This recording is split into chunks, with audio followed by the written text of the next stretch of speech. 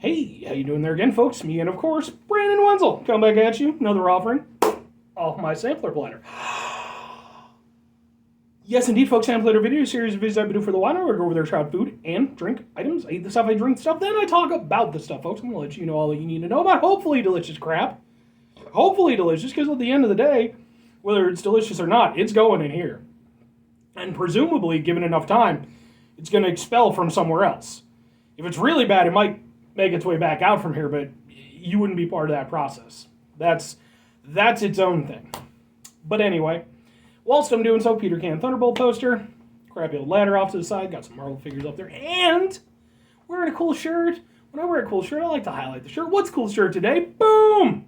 Still rocking the Rob Zombie shirt. This is going to be the shirt for the next few reviews, because I do these in batches. Rob Zombie, if you're not familiar, I don't know how you couldn't be. Dude's been around since the 80s, at the very least. Kind of a horror, groove rock, kind of maestro. White Zombie, Rob Zombie, he does movies, some of which are kind of good. But yeah, I love his work. Recently, I finally got to see him in concert. I was with Mudvayne, Static X, Powerman 5000. There's a whole,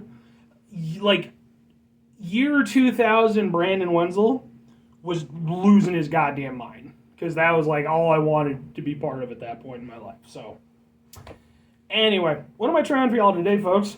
Well, we're going to do another drink, because drinks are easy to do typically. We've got, boom! What the fuck is this? It is Ben Shaw's Dandelion and Burdock. Totally timeless. That's what it says there. What the fuck is Dandelion and Burdock? Here's the thing. So, I guess Dandelion and Burdock is kind of a traditional, I think, English drink? That's where I've only ever heard it associated with. I don't know if it has other roots, but I heard about this on Stuart Ashen's, his channel. If you're not familiar, guy's been around a long time on YouTube. He's a director, he's a doctor of psychology, all types of stuff. He also has a YouTube channel. And he did an episode about a soda stream machine, and one of the flavors was Dandelion and Burdock. I had never heard of Dandelion and Burdock up to that point. As soon as I heard about it, I sought some out. I was actually able to import some, but it was from a completely different company. And despite the fact that I'm typically able to get a hold of weird drinks and sodas pretty easily, this one had eluded me. Once I kind of ran through the few that I had, that was it. Despite the fact that even the Target near my house actually does sell some of the soda varieties from the company that I originally had the Dandelion and Burdock from, they never have it. And I guess probably just because it's so unknown over here in the United States. So, what I remember, kind of, my memory is very vague. I remember it sort of being kind of in the root beer-ish family. Maybe. Now, I don't know how this is going to compare to the other one that I had. I was really fortunate when I made my way. I was out at a place called Rocket Fizz. They sell weird candies and sodas. Soda is definitely their specialty. This wasn't even up on the shelves and such.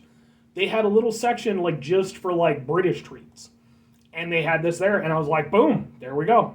I'd been hankering to try this again. So it's got a little thing. Dandelion and Burdock, the eccentric botanical blend of wild and unruly dandelions and purple flowering burdock. Sounds rather daft, but did you know our British ancestors, there you go, have been making this mysterious combination since the Middle Ages, proving it's totally timeless. That's not necessarily a good thing. Just to be clear, there's lots of things that people have been making for a long time, basically for the sake of tradition, that everybody admits isn't very good. Not saying this is the case, I'm just saying that's not, So, making great British classics since 1871, that's good to know.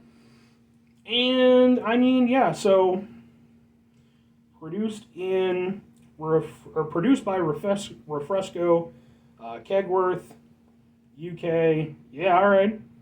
And is it carbonated? Yeah, it's carbonated. So carbonated dandelion and burdock flavor soft drink.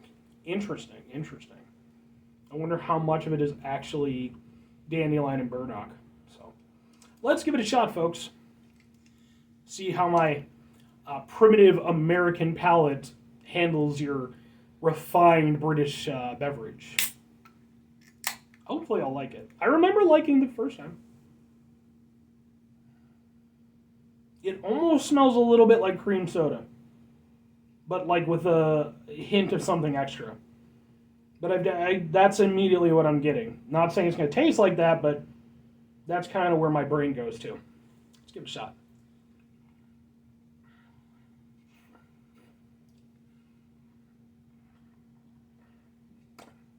Ooh. Ooh. Interesting. Right off the bat, I like it a lot. And I would reaffirm my stance as saying, kind of considering it to be sort of in the root beer-esque family, along with things like birch beer or, like ginger ale and stuff. Drinks that have sort of like a root or, like a botanical kind of base.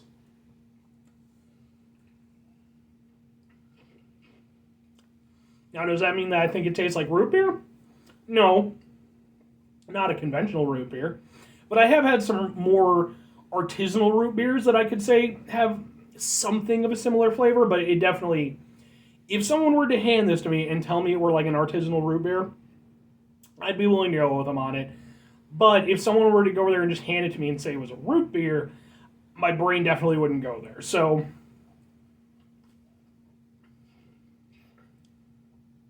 it's a smooth beverage.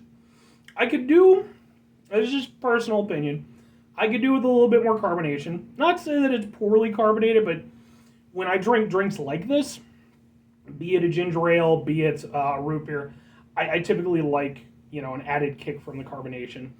It's there, but I don't feel it's quite as much as, for me, as it could be. It's a really interesting drink, though. It almost has a fruitiness. And the cool thing about it is that, like, as it goes through my mouth and as I'm tasting it, my brain almost is expecting, like, a weird aftertaste. I don't know why, but, like, it definitely kind of braces itself. I guess just because it's, like, something of an unusual flavor. But then that never comes. Like, it's just a nice, smooth beverage. So, excuse me. But yeah, I'm actually really down with this. I know Stuart Ashens is not a fan, but he's also not a fan of root beer. He's also not a fan of cream soda. So I could see why. Like, those kind of have, I'm not going to say the most similar flavor profiles, but they definitely kind of strike away from a lot of conventional soda flavors. Which is probably why I like them, because I like weird flavors. Yeah. It also leaves something of an interesting sensation in the mouth. It's not profound, but it's there. There's almost a little extra fizziness or something.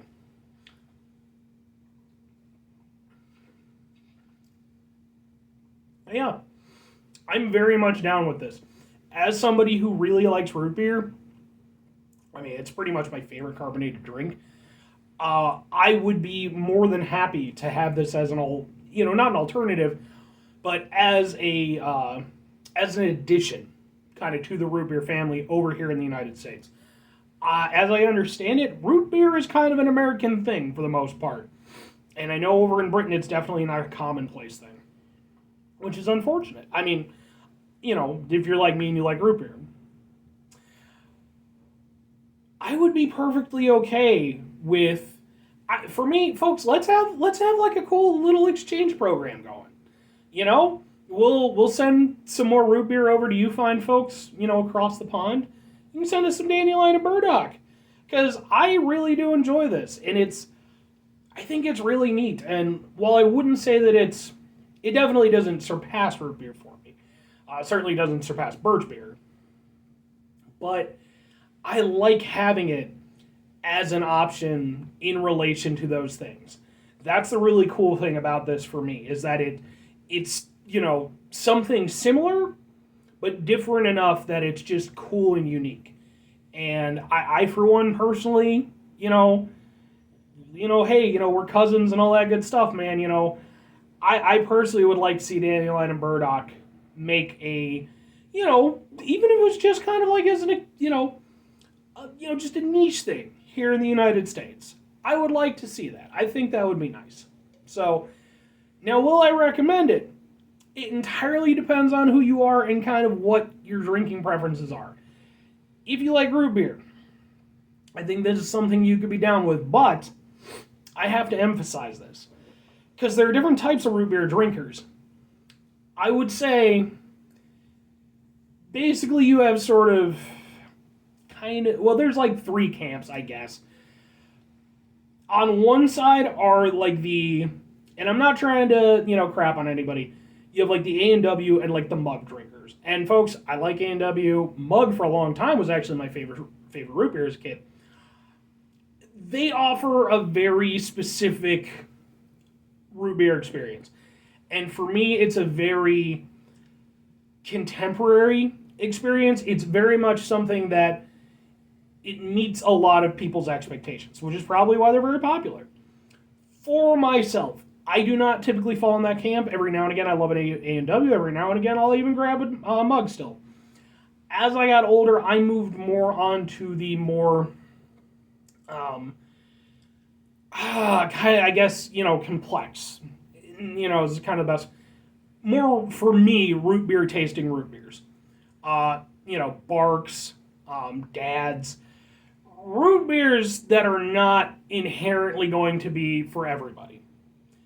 They're a little bit more harsh. There's a little bit more going on to kind of work with. That's what I like. And then the third variety is kind of like the artisanal ones and stuff.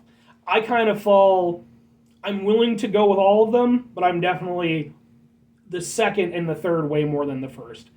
I think if you fall in the first variety, this probably wouldn't be for you, because I don't think it does what A&W or Mug does.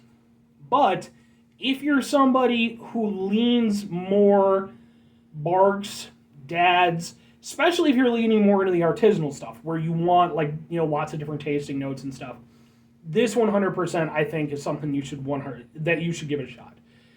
Is it going to knock your socks off? Is it going to be your favorite drink of all time? Maybe, maybe not. But I think it offers enough that it's cool and it's different. And I like I said, personally, I would like to see it, make its way over to the American shores on a somewhat more regular basis. So that's just me, though.